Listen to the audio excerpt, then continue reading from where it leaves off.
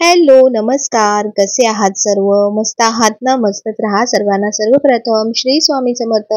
तुम्हाला सर्वांना आजचा दिवस खूप छान आनंदाचा आणि आरोग्यदायी जाओ.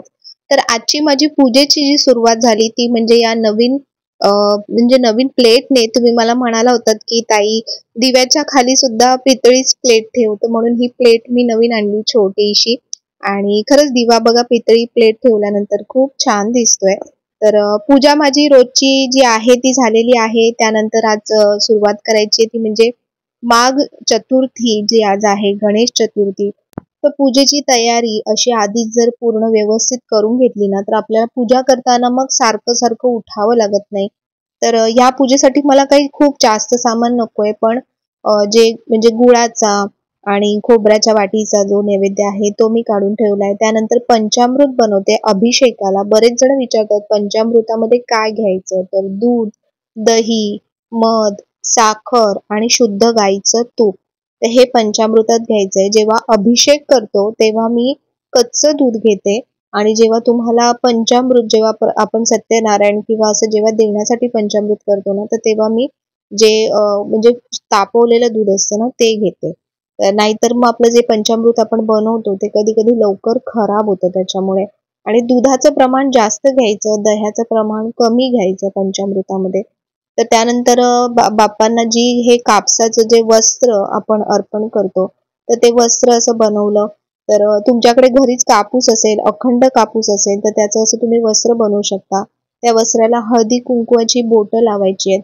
त्यानंतर जर आपल्याकडे जानवं असेल, कारण तुम्हाला माहिती आहे गणपती बाप्पाला जानवं म्हणजे घातलं जातं. तर जानवंही अशाच प्रकारे म्हणजे करून ठेवायचे. तर अशा काही तयारी करून ठेवल्या ना, तर बघा हे एवढं सगळं सामान मग आपल्याला एक एक गोष्ट आठवत राहते, आणि मग एक एक गोष्ट सारखी आणायला आपल्याला उठावं लागतं. तर त्याच्यासाठी मी अशी पूर्व तयारी आधीच थोडीशी करून घेते. तर ही जी माघ शुद्ध चतुर्थी असते ना, याला म्हणजे ही गणेश चतुर्थी जी असते, या चतुर्थीला ना गणपती बाप्पांचा जन्म झाला असं मानण्यात येतं. आणि गणेशाने म्हणजे बाप्पांनी नरांतक राक्षसाचा वध करण्यासाठी कश्यपाच्या कुटुंबात विनायक या नावाने अवतार घेतला होता. म्हणून ही विनायकी चतुर्थी अशा या नावाने ही जास्त प्रसिद्ध आहे. तसंच या चतुर्थीला तिलकुंड चतुर्थी असंही म्हणतात. तर षोडोपचार गणेश पूजा करून तीळ मिश्रित गुळाच्या लाडवांचा नैवेद्य अर्पण केला जातो. कंद फुलांनी गणेशाची आणि सदाशिवाची पूजा करून रात्री जागरणही केलं जातं. म्हणून या चतुर्थीला ना तिलकुंड चतुर्थी असं म्हणतात. या दिवशी धुंडीराज गणेश रूपाची पूजा करावी असंही काही सांगितलं जातं. तसंच काही ठिकाणी या गणेश चतुर्थीला 1.5 दिवस किंवा 5 दिवस अशी ही गणेश जयंती साजरी करण्यात येते. तर बाप्पांना काय काय आवडतं, तर त्याची आपण तयारी करतोय. तर बाप्पांना आवडतात त्या म्हणजे दुर्वा. तर म्हणूनच गणपतीची पूजा करताना म्हणजे बाप्पांची पूजा करताना आपण 11 किंवा 21 अशा दुर्वा आपण ठेवतो. ती यामागे एक आख्यायिका आहे की अनलासूर नावाच्या एका असुराने स्वर्गात तसंच पृथ्वीवर एक युटोपिया बांधला होता. तिच्यापासून सुटका होण्यासाठी गणपतीला शाप दिला होता, आणि गणपतीने तो अनलासूर घेऊन सर्वांचा त्रास संपवला. अनलासूर या राक्षसाला गिळल्यानंतर गणपती बाप्पाच्या पोटाला आग लागली, आणि काहीही करून थांबत नव्हतं.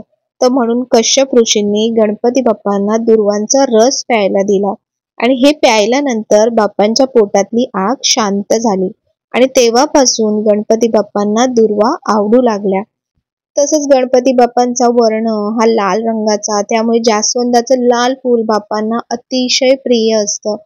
त्यामुळे गणपती बाप्पांच्या पूजेमध्ये लाल रंगाच्या फुलांचा, जास्वंदाच्या फुलाचा त्याला विशेष महत्त्व दिलेलं आहे. तर अशा प्रकारे तयारी करून ठेवली ना, तर मग कुठली गोष्ट विसरत नाही आपण. सगळ्या गोष्टी एकत्र जमा करून ठेवल्या आणि एकदाच पूजेसाठी सगळ्या गोष्टी घेतल्या, तर मग आपली गडबड होत नाही. तर व्यवस्थित सगळ्या घासून घेतल्या होत्या. पितळेची जी पण आपण अशी भांडी पूजेसाठी वगैरे घेतो ना, तशी छान लखलखीत आणि अशी चकाकणारी असली ना, तर आपली पूजा आणखीन खूप छान अशी प्रभावी वाटते. तर आज मी ह्या छोट्या समया काढल्यात. जेव्हा म्हणजे मोठी काही पूजा मांडायची असते, तेव्हा आता मागच्या वेळी ज्या समया घेतल्या होत्या त्या घेते आणि इतर पूजेसाठी ह्या छोट्या समयीच घेते. तर अशा प्रकारे बघा पूजेची तयारी पूर्ण झालेली आहे. तर आता बाप्पांना विराजमान केलेलं आहे मी आणि इथे समोरच छोटीशीच पूजा मांडणार आहे आज. तर सुरुवात आपण नेहमी जी आपल्या दीप प्रज्वलनाने करतो आणि त्यानंतरच आपण पूजेची सुरुवात करतो. तर आज बाप्पांना बघा मी जे पंचामृत बनवलं होतं, तर त्या पंचामृताचा अभिषेक मी करणार आहे. तर कुठल्याही अभिषेकाला ना सुरुवात करताना सुरुवातीला पहिले 5 पळ्या आपण पाणी घालायचंय आणि त्याच्यानंतर तुम्हाला जेही अभिषेक करायचे आहेत, म्हणजे तुम्ही पंचामृताचा करू शकता, दुधाचा फक्त अभिषेक करू शकता, जे अष्टगंध असतं किंवा केशर असतं त्याचा अभिषेक करू शकता, फुलांचा अभिषेक करू शकता. तर अशा प्रकारे आता मी 5 पळ्या पाणी घातलंय. आता अभिषेक करताना तुम्ही जे गणपती अथर्व शीर्ष असतं ते म्हणू शकता, गणपती स्तोत्र म्हणू शकता किंवा तेही आपल्याला जमत नसेल तर आपण फक्त ओम गंग गणपतये नमः या नामाचा म्हणजे नामस्मरण करता करता आणि बोलता बोलता आपल्याला अभिषेक करायचा आहे. तर आता बाप्पांवरती मी गणपती अथर्व शीर्ष घेते आणि अथर्व शीर्ष म्हणता म्हणता बाप्पांना म्हणजे अभिषेक करते.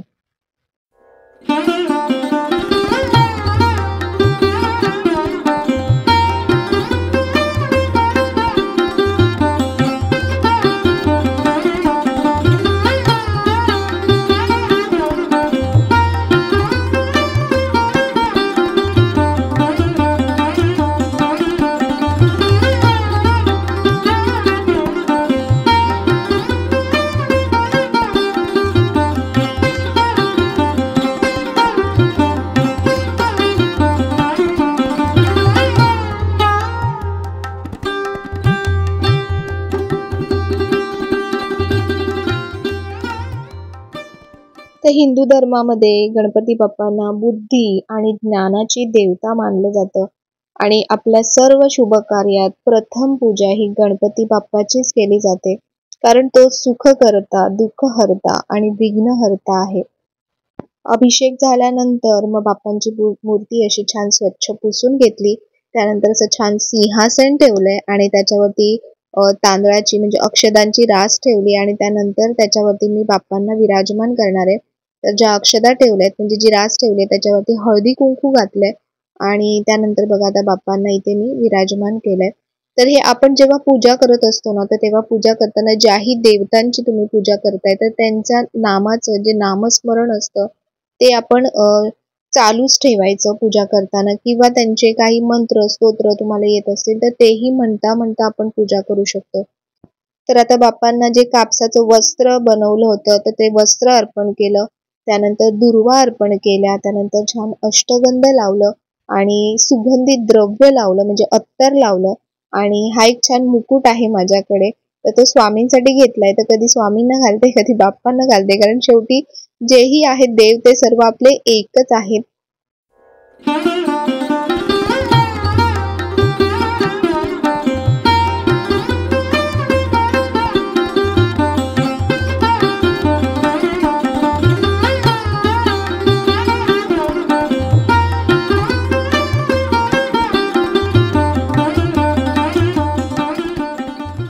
तर अशी आपली आजची बाप्पाची खूप छान अशी पूजा झालेली आहे आणि बाप्पांनी त्यांचा आशीर्वाद सुद्धा दिलेला आहे, कारण मावशीची तब्येत इम्प्रूव्ह होते, इम्प्रूव्हमेंट आहे, बऱ्यापैकी इम्प्रूव्हमेंट आहे. तर आपल्या सगळ्यांच्या ज्या प्रार्थना आहेत त्या खरंच फलित होत आहेत आणि आणखीन होऊ दे, आणखीन छान तिला सगळ्यांची पॉझिटिव्हिटी मिळू दे, आणखीन लवकर बरं होऊ दे. तर काल मी यूट्यूबवरती पण जे संध्याकाळी पण लाईव्ह घेतलं होतं आणि त्याच्यावरती वैश्विक प्रार्थना केली होती, तर तुम्ही सर्वांनी खूप छान त्याला रिस्पॉन्स दिलात आणि सर्वांना बहुतेक जणांना आवडलं सुद्धा. ते खूप छान पॉझिटिव्ह मलाच इथे जे वाईब्स तुमचे पण जे वाईब्स होते ना ते मला पण इथपर्यंत असे पोचत होते. असं खूप छान वाटत होतं एकंदर वातावरण.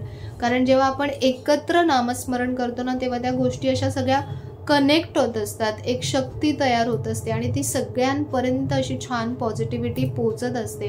तर बऱ्याच जणांनी सुद्धा मला त्याच्यामध्ये कमेंट केल्या होत्या की ताई आमचे हे आजारी आहेत, आमचे ते आजारी आहेत नातेवाईक. तर फक्त आजारीच असं नाही, घरात सुद्धा तुमच्या कधी असं नैराश्याचं किंवा असं तुम्हाला वाटतंय की काहीतरी चुकतंय, कुठेतरी काहीतरी बिघडतंय, कमी पडतंय, तर असं जेव्हा वाटतं ना तेव्हा सरळ नामस्मरण करायचं. रोजचं तर आपलं नामस्मरण चालूच असतंच, पण थोडंसं आपण कसं आपल्याला कुठली गोष्ट म्हणजे खूप जिद्दीने म्हणजे हवीच असेल तर आपण कसं खूप डेडिकेशनने ती गोष्ट करतो. तर तसंच इथे पण आपलं डेडिकेशन असलं पाहिजे.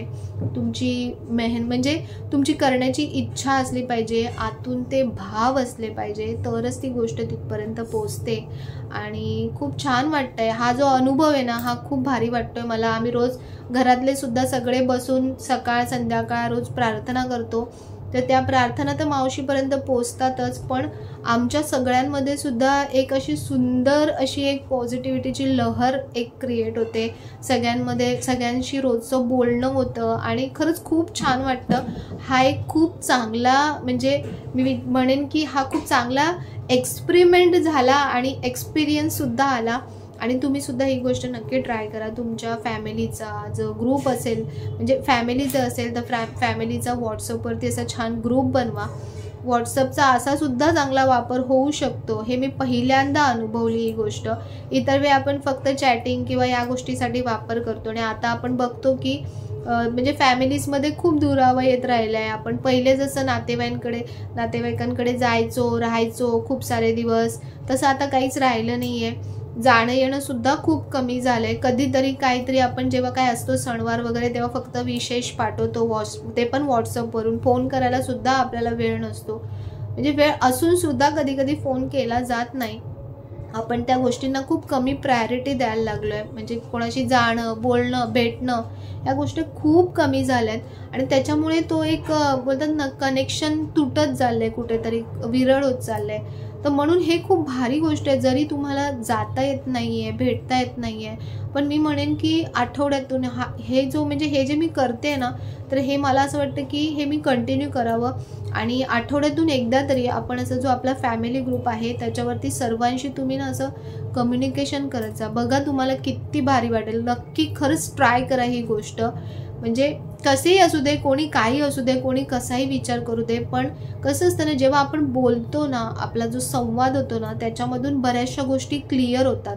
कधी कधी न बोलण्याने सुद्धा खूप सारे गैरसमज क्रिएट होतात आणि खूप सारे दुरावे निर्माण होतात.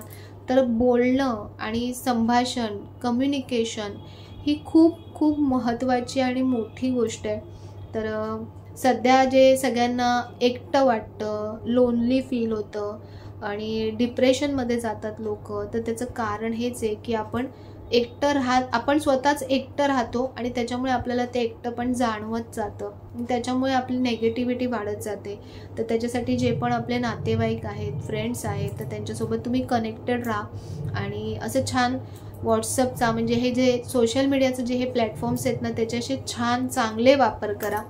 की त्याच्यामुळे बघा आता मुलंसुद्धा बसायला लागलेत आमच्यासोबत प्रार्थनेला आणि ते सुद्धा त्यांच्यासुद्धा कानावर चांगल्या गोष्टी पडत आहेत. तर हे खूप भारी वाटलं मला, खूप मस्त झालं. म्हणजे म्हणतात ना की वाईट गोष्टीतून काहीतरी चांगलं घडतं ना, तर हीच ती चांगली गोष्ट आहे असं मला वाटतं. की मावशीच्या निमित्ताने का होईना पण आज खूप चांगली गोष्ट मला म्हणजे अनुभवायला मिळाली, करायला मिळाली आणि मी ठरवले की ही मी नक्की पुढे कंटिन्यू करणार. आठवड्यातून एकदा ही गोष्ट नक्की करणार. तुम्ही सुद्धा नक्की करा. बघा तुम्ही करा आणि मला सांगा तुमचे अनुभव की कसं वाटलंय तुम्हाला, कसं वाटतंय. तर चला आजचा व्हिडिओ तुम्हाला कसा वाटला, आवडला असेल तर नेहमीप्रमाणे लाईक, शेअर, सबस्क्राईब नक्की करा. पुन्हा भेटूया नवीन व्हिडिओमध्ये. तोपर्यंत सर्वांना बाय आणि सर्वांना श्री स्वामी समर्थ.